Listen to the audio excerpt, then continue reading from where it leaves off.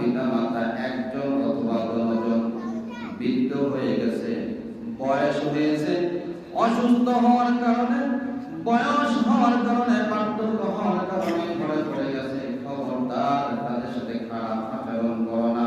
ওয়ালা তানহারহুমা, অর্থাৎ তাদেরকে ধমক দিও না। উফিউ বলছেন, এখানে তার মুখ থেকে যে উফ শব্দটা বের না হয়। একটা মানুষ উফ কখন বের করে? যখন তার মনে আঘাত আসে, ঠিক কিনা?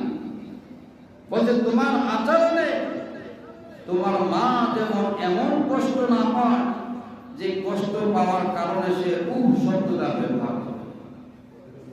আকুল্লাহুমা কওলান কারীমা, তোমার পিতা মাতার সাথে তুমি সৎ ব্যবহার করো, যাতে নাকি তোমার মা খুশি হয়ে যায়। আর তোমার মা যখন খুশি হয়ে যাবে, আরশে আজিমে আল্লাহ খুশি হয়ে যাবে।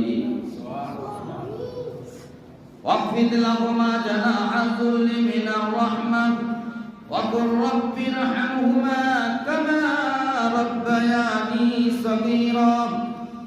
আল্লাহ তাআলা বলেন, তোমার বাপ মার সাথে নরম হয়ে, নিচু হয়ে, মাথা নত করে তুমি ব্যবহার করো, কথা বলো, তাদের জন্য দোয়া করো, হে আল্লাহ আমার মা আমাকে ছোট সময় কেমনে করে লালন পালন করেছে, আমাকে স্নেহ করেছে, আদর করেছে, তুমিও তাদেরকে ওইভাবে লালন পালন করো, স্নেহ করো, আদর করো। এই জন্য আমরা যখনই ৫ ওয়াক্ত নামাজ পড়ে দোয়া করি, মুখ থেকে কমপক্ষে হলো এইটুকু আমরা পড়বো। সবাই বলে রব্বিরহামহুমা কামা রাব্বায়ানি সগীরা। পারবো না সবাই? এই দোয়াটা ৫ ওয়াক্ত নামাজ পড়ে আপনি দোয়া করবেন। আপনি দোয়া করবেন, আপনার সন্তান আপনার জন্য দোয়া করবে। কারণ বাপ মা ছাড়া কোনো সন্তান পৃথিবীতে যায় না। কারণ আমরাও তো শিশু ছিলাম, যুবক ছিলাম, বয়স হয়েছে, ঠিক কিনা? তা আমাদের সন্তান এখন ছোট আছে, একসময় তারপর যুবক হবে, বড় হবে, বৃদ্ধ হবে। এই জন্য আমরা সকলেই নামাজ পড়ে বাপ মার জন্য প্রাণ খুলে দোয়া করব। কারণ যে মা চলে গেছে, ওই মা কোনদিন দুনিয়া থেকে যাবে না।